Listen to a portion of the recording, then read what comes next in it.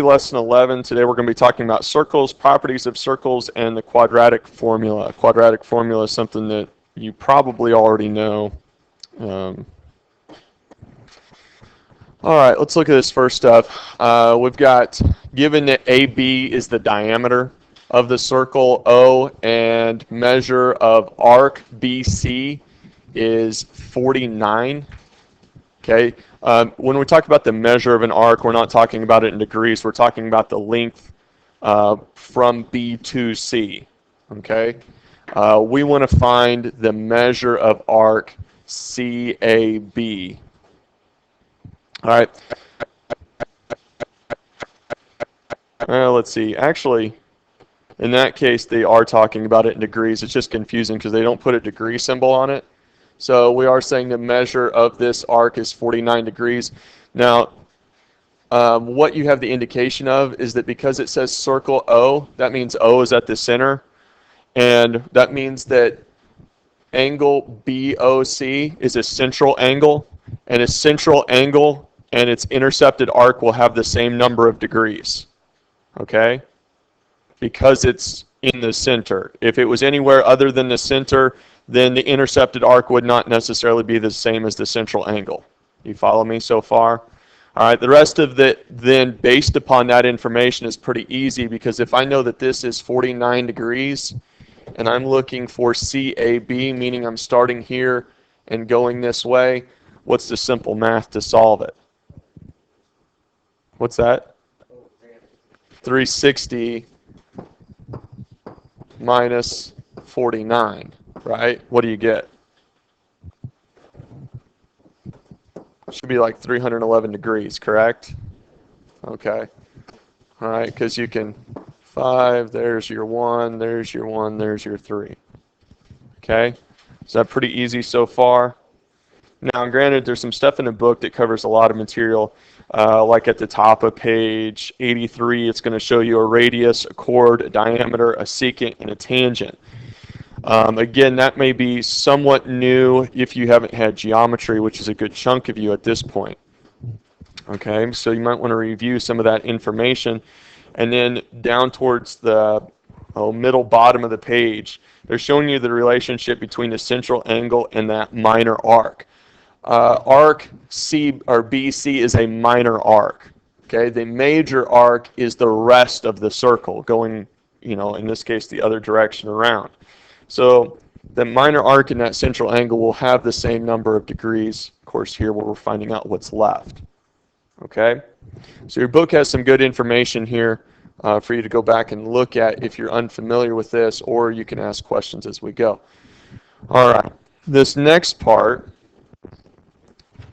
is where we get into, what you see with properties of circles starting on page 84 and really at the top of page 85. Okay, which is what we're looking at is when we have intersecting chords inside of a circle. When we have intersecting chords inside of a circle, let's see, we wind up with segments that are proportional.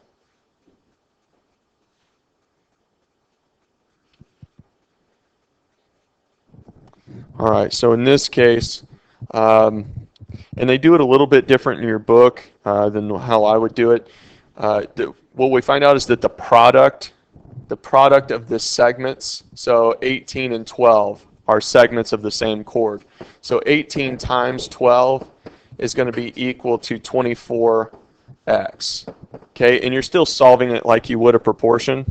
Okay, you're cross multiplying and dividing. In this case, we're multiplying same parts of a segment or segment parts of a common chord. All right, and then dividing. So 18 times 12 divided by 24, what do we get out of that? X equals 9. Okay, this will be something that it's really easy to do, but because it's really easy to do, it's also really easy to forget.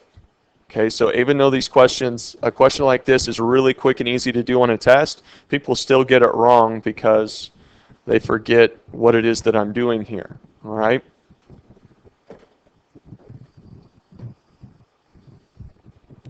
All right, anybody have any problems with that? No, not so far? Okay, good. All right. Then we come down to question number 3. And what we learn about this is that whenever we have tangent lines that come back to a common point off of a circle, that both of those tangents that coming back to that common point are going to have the same length. Okay, so as we fill in some information here, my marker's probably a little too big. The triangle and the triangle and the circle are tangent at 3 points as shown. Not drawn a scale, but if JA equals 6, all right, so that segment there equals 6, AL is 17, and CK down here is 15. All right, find the perimeter. Well, what you should understand is that JB is going to be 6. Okay, these segments are going to be congruent to each other. So what is BK? No, BK. CK is 15, right? Notice how JA and JB come back to a common point right here. They're going to be the same length. All right, so BK should be 15. What is LC then? 17. Now, if I want to know what the perimeter of the triangle is, what do I do with all those numbers? Add them up. Okay. I've got 12 plus 30 plus 34. Okay. 12 plus 30 is 42. 42 plus 34, I should get 76. Okay. Every now and then, like these notes, they'll come up with something that's a little bit incorrect, but you're pretty good for today, I think. So, all right, let's look at this question here. All right, so what we know is that angle X is 110 degrees. Okay. Let's see. We know that WZ is congruent to YZ, and they're showing me that. We know that measure angle Y is 100 degrees. Okay, so we've got 100 degrees here. All right. Let's find out what we need to from this. I think what you'll get on here, if you pick it up on page, even top of page 86 will give you some of the information. But this is not just properties of circles, but you find this in example 11.1.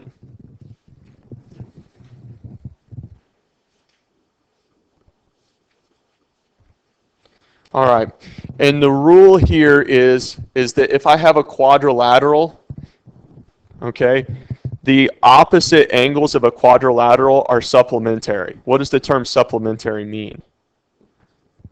Equal to, adds up to what? 180. All right, so if angle X is 110, then what is measure angle Z? 70. Okay, so that's 70. If measure angle Y is 100, then what is measure angle W? 80. All right, are we good? Are we good there? Okay, so let's look down here. It says refer to the diagram, find the measure of each of the following. We found angle Z. We know that's 70 degrees. We found angle W. That was 80 degrees. But now what we're going to be looking for are these arc lengths. Okay? Now, let's see if I can remember this. Yeah. All right, notice how, let's start with angle Z. Angle Z is 70 degrees, right? Which means its intercepted arc. The intercepted arc, if that's an inscribed angle, correct? An inscribed angle means that the angle comes from the edge of the circle, not from the center like a central angle would. If I have an inscribed angle on a circle, then the intercepted arc, where it comes out to, in this case W to Y, is going to be double the inscribed angle. So if my inscribed angle is 70 degrees, then the intercepted arc is what? 140. So this whole thing up here is 140. All right? And this is going to get really busy, so just kind of bear with me. All right? That means if this, okay, see how we have angle W comes all the way out to here, right? Okay? Then this intercepted arc, what we see there in green, is how many degrees? 160. Now, we do have an overlap between that red and that green, correct? Okay, so we're not sure just exactly what everything is just yet, okay? But we know that these opposite, we're going to get into it. Let's see if we can find, so we keep going with this. Let's see, here we've got 100. All right, so from here to here is what? Should be 200 degrees, right?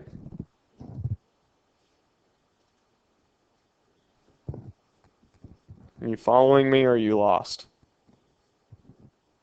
Okay. What? You're following? Okay. And then let's see, finally, let's see if we've got 110 from here to here means I've got 220 down here. Okay, obviously we're more than 360 degrees as we go around because we have overlap sections.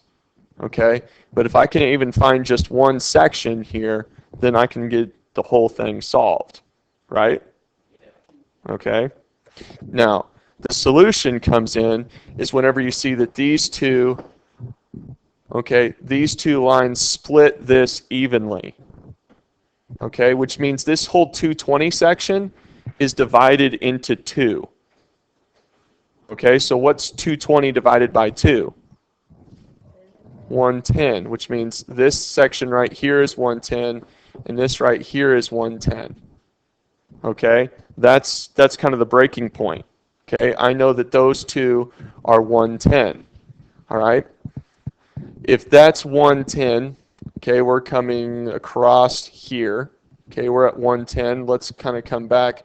Let's see, we had 200 degrees from right here to right here. If we know that this part of it is 110, what's left? 90 degrees, right? All right, so this is 90 degrees. All right, now let's come back over here. We can keep rolling around. All right, we knew that this whole red arc up here was 140. Now we know that part of that is 90, which means what's left? What goes right here? 50. Okay, so we know that that part is 50 degrees. Now do we know what each part is? Yeah, okay, so let's look at WZ. Okay, I kind of have to look at my paper now. WZ refers to this arc, so we know that that's 110 degrees. And WX, which I have to find, WX is this top part, which we said was 90 degrees. How lost are you? Do we need to start over with it? I can erase the whole thing and we can start over if you don't understand. It's pretty quiet in here. Okay? If you can get that written down or at least get to a point where you understand it. I'm trying to think if there's another example like this in your book.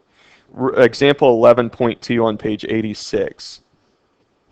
Okay, is pretty much the same thing. Okay, in fact, it's probably even a little less complicated. They give you some more information. Okay, but there's a lot in this, in the understanding that opposite angles of a quadrilateral inside this circle are supplementary. Start with that. Okay? Okay, can I erase this? Or actually, I'll leave it there and I'll just scroll down. Okay? Number 5. Number 5, I think this question has some problems. We'll look at it just so that you understand what problems this question has. It gives me a list. It says if QZ is 8, okay, YX is 6, let's see, XW is 10, UW. This I think is a mistake, but it may, I mean, they're saying that this length is 19 and SU is 11. I think that you'll understand real quick why there's a mistake there. Can anybody tell me why there's a mistake? Okay, if we know that, let's say, hold on. They said SU. Maybe the mistake is mine. Maybe I've always just looked at it wrong. Okay, they're saying that SU is 9, SR is 6. Oh, I'm sorry, is 11. I'm going to get it eventually. Maybe I've just messed it up over the years and just didn't see what I needed to see. Okay. All right. So what should QR be? Let's start with an easy one. What about QR? 8. Okay. What about YZ? 6. What should ST be? Okay. So we got 6 there. Which if SU is 6, then what does TU have to be if I know SU is 11? Yeah.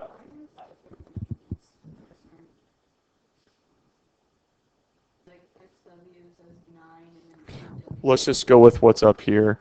Like I said, I sent you 2 documents. I don't know. I wasn't sure what the difference between them was. And so it might be that the other one, it matches this. Do some of you have one that matches this? Everybody's is different than this. So I'm guessing that maybe you opened the second one and it matches here. Okay. Same question, just different numbers. Okay. So if ST is 6, what does TU have to be for SU to be 11? Has to be 5, which means UV would have to be 5, right? Okay. Right, but here's the problem. Right? This says 19. So my guess is that this mistake is that it shouldn't have been 19, it should have been 15. Right? Does that make sense? Should have been that, because I should get this. Right? And then I would add everything up. So I'm assuming that there's a typo there. I have found mistakes and things like this before, but then we would just add everything up. But does the principle make sense? Okay? That these common tangents are going to have the same length. Okay? The answer is supposed to be 77.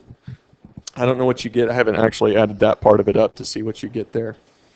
All right, let's move on to... let's see, in this one, I don't know if that looks different or not.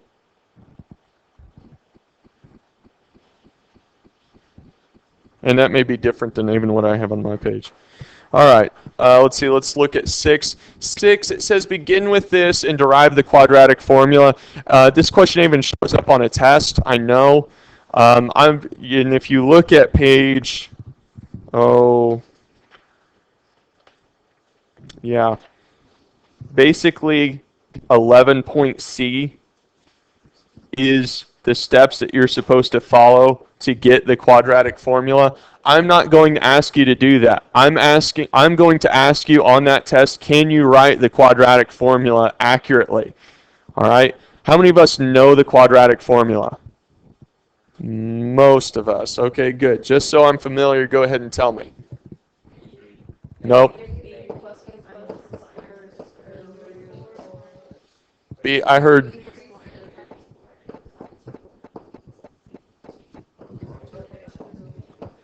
Okay, I heard parts of it from about everybody. Okay? Some people forgot parts, other people remembered those parts that they forgot. So I think if you can get this, you're fine. And of course, all of where do A, B, and C come from? Do you know? Comes from ax squared plus bx plus c, right? Okay, so need to know how to get from our quadratic equation into our quadratic formula. All right, so this is the answer to 6. I'm not going to ask you to try to go all the way down through there. All right, but at this point, because you guys know the quadratic formula already, I'm going to hit stop on the video, but I want you to solve number 7. Okay, just to prove to me that you do know how to use it and you can get the right answer. Number 7. So I'm going to hit stop right there. I think that's the extent of...